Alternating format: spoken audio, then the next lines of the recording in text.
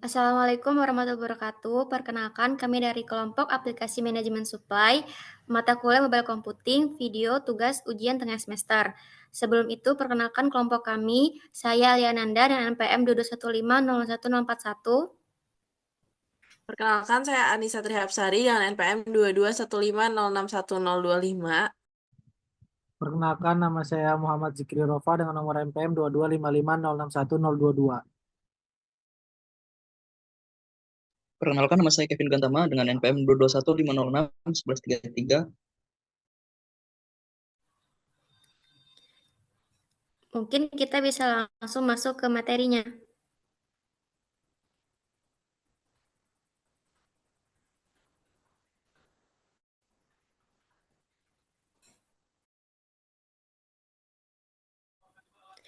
Di sini terdapat latar belakang dari aplikasi yang kami buat, yaitu manajemen supply yang efektif sangat dibutuhkan oleh bisnis untuk memastikan ketersediaan stok barang secara akurat dan tepat waktu.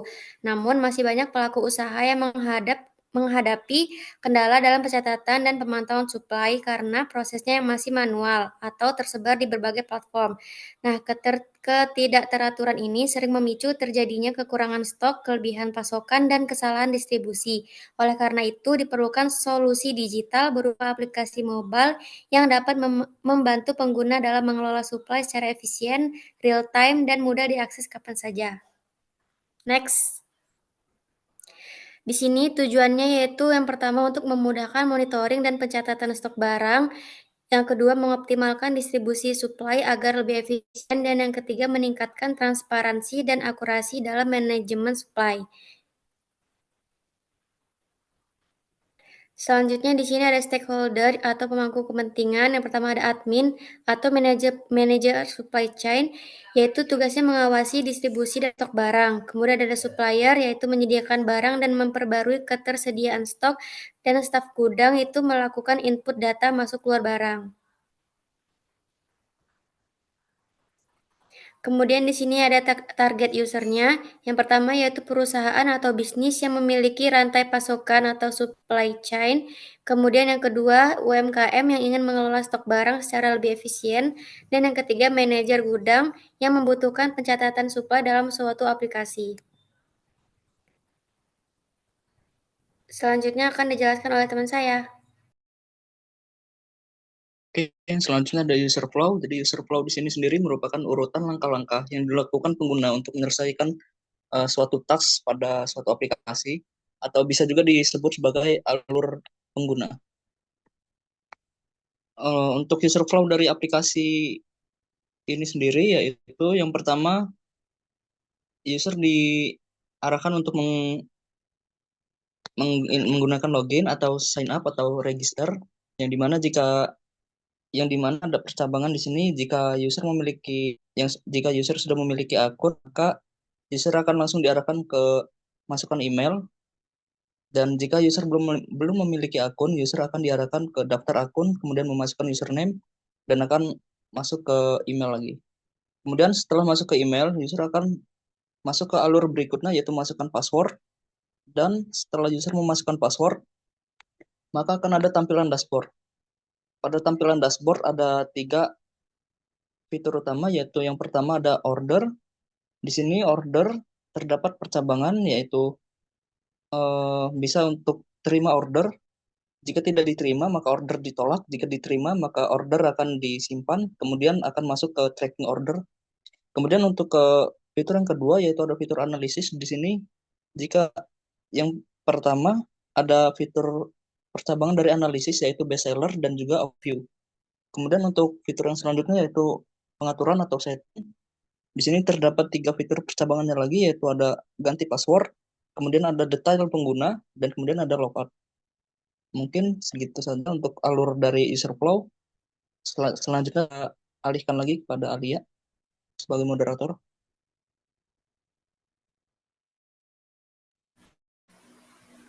Baik, selanjutnya desain Figma yang akan dijelaskan oleh Anissa dan Zero.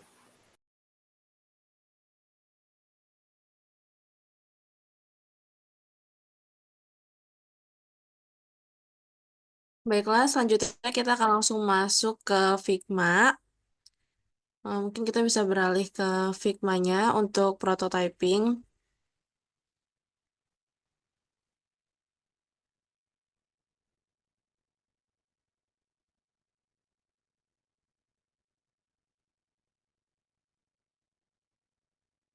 Oke, jadi di sini terdapat laman login, di mana user diminta untuk menginputkan username dan juga password. Sehingga di sini terdapat proses komputasi untuk verifikasi data di database-nya. Nah, kemudian jika user belum memiliki akun, dia bisa menuju ke laman sign up. Laman sign up yang berada di bawah button login. Kemudian di sini kita langsung ke direct ke halaman dashboard monitoring. Nah, di sini terdapat stok, order, racks, dan juga data, yang dimana data status logistiknya ini juga tertera di incoming orders. Nah, di bagian dashboard, itu proses komputasi yang terjadi adalah fetch data real time dari database, yang dimana database-nya ini disimpan oleh backend-nya. Selanjutnya kita langsung ke halaman tracking.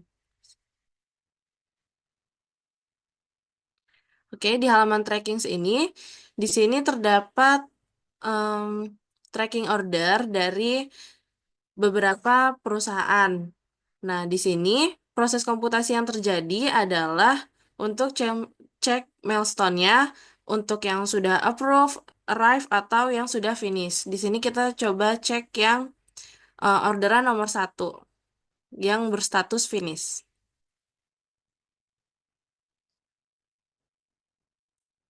Oke, di sini sudah terdapat proses dari tracking ordernya, yang dimana itu sudah komplit 100% progress. Nah, untuk mengetahui maps real time-nya, kita bisa ke icon maps yang berada di kiri atas. Oke, dan di sini terjadi lagi proses komputasi untuk pertimbangan traffic, jarak, dan kapasitas kendaraannya.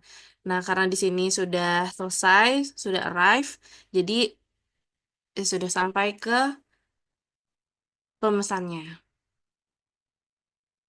Oke, sekian penjelasan Figma dari saya. Mungkin bisa dilanjutkan oleh Zero. Oke, untuk selanjutnya itu ada input dan manajemen order, yang dimana input manajemen order itu terdapat pada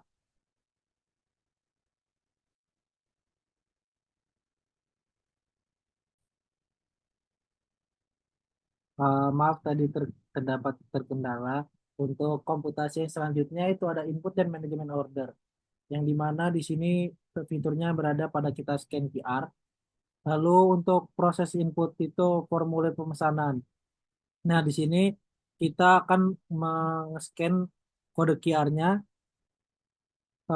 Di sini kita ketika kita sudah men-scan dia, kita arahkan ke kode QR, lalu dia akan validasi kode QR tersebut, lalu dia akan menyimpan ke database dan trigger proses perhitungan ongkos kirim. Nah, dia sudah menghitung price dari kode QR yang sudah di-scan oleh user, lalu outputnya itu berupa order ID, estimasi biaya, dan waktu pengiriman yang disimpan datanya ke dalam database. Lalu setelah itu kita save, nah dia akan memunculkan pop-up berhasil. Lalu kita kembali. Nah, di sini kita coba jika dia scan the goods delivery. Dia memunculkan barcode. Lalu jika kita sudah men-scan barcode tersebut, dia akan munculkan pop-up shipment tracking status has been update. Maka dia sudah diupdate. Lalu ketika kita view tracking, kita bisa melihat uh, seperti yang sudah dijelaskan oleh Anissa sebelumnya, itu masuk ke dalam datanya di shipment tracking order. Lalu untuk yang selanjutnya, proses komputasi yang keenam, laporan evaluasi. Nah, laporan evaluasi ini terdapat pada di fitur analistik atau analisa dari sebuah pengirimannya. Nah, di sini sales analistik dia dapat menghitung data transaksi dan aktivitas pengiriman. Dia prosesnya yaitu hitung performa, delivery sukses. Maaf, tadi terkendala pada Zoom-nya. Saya lanjutkan untuk pada di analistik itu komputasi dari laporan dan evaluasi. Prosesnya yaitu hitung performa, delivery sukses rate, waktu tempuh dan juga biaya. Lalu generate laporan dalam grafik atau table. Nah, di sini terdapat grafik atau tabelnya. Nah, dia menghasilkan sebuah output dashboard laporan, file unduhan PDF ataupun Excel. Nah, dia dapat diunduh berupa PDF dan Excel dari analistik ini. Nah, di sini terdapat best seller. Dia menghitung berapa jumlah banyak pembeli pada kepiting lobster dan cakalang.